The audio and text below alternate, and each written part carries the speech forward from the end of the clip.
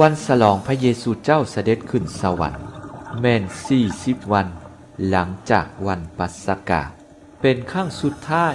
ที่พระเยซูเจ้าพบพ่อกับพวกลูกศิษย์หลังจากวันที่พระองค์กลับเป็นขึ้นมาจากความตายการที่พระเยซูเจ้ากลับคืนเมื่อหาพระบิดาเจ้านี้บ่แม่นพระองค์ปะให้พวกลูกศิษย์ต้องอยู่ผู้เดียวแต่พระองค์ไปเพื่อเตรียมบ่อนให้พวกเขาและให้พวกเฮาทุกคนในเฮือนของพระบิดาพระองค์บ่ได้เสด็จไปเลยแต่พระองค์ทรงสัญญาว่าจะทรงพระจิตของพระองค์ลงมาอยู่กับพวกลูกศิษย์จนถึงวันสิ้นโลกด้วยเหตุนี้10 วันหลังจากวันพระเยซูเจ้าเสด็จขึ้นสวรรค์พระคริสตจักรจึงสมโภชพระจิตเจ้าเสด็จลงมาในพระวรสารโดยนักบุญมาร์โกพระเยซูเจ้าเสด็จขึ้นสวรรค์หลังจากที่พระองค์ได้กลับเป็นขึ้นมาและประจักษ์มาหาพวกลูกศิษย์11 คนและได้ส่งพวกเขาไปประกาศข่าวดีถึงการกลับเป็นขึ้นมาของพระองค์เมื่อกล่าวแล้ว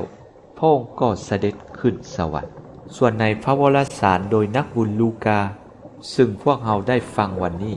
การเสด็จขึ้นสวรรค์ของพระเยซูเจ้าแม้นอยู่ตอนท้ายของพระวรสาร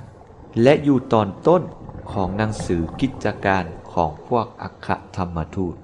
ย้อนนักบุญลูกาอยากยกให้พวกเราเห็นถึง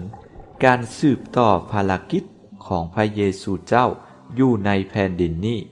จากพวกอัครสาวกเพราะหลังจากที่พระเยซูเจ้าได้สำเร็จภารกิจการไถ่กู้ของพระองค์อยู่ในโลกนี้แล้วพระองค์ก็เสด็จคืนเมื่อหาพระบิดาส่วนพวกอัครสาวกแม้นผู้ซึ่งได้รับมอบหมายจากพระเยซูเจ้าให้สืบต่อภารกิจของพระองค์ด้วยการเป็นพยานถึงสิ่งที่พวกเขาได้ยินและได้เห็นให้กับทุกคนและทั่วทุกมุมโลกเพื่อให้ทุกคนได้รู้จักถึงข่าวดีของพระองค์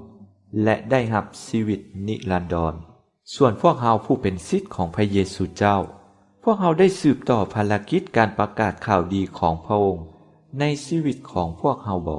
พวกเราได้เป็นพยานถึงพระองค์ผ่านทางเวียกงานดีงามในชีวิตของพวกเราบ่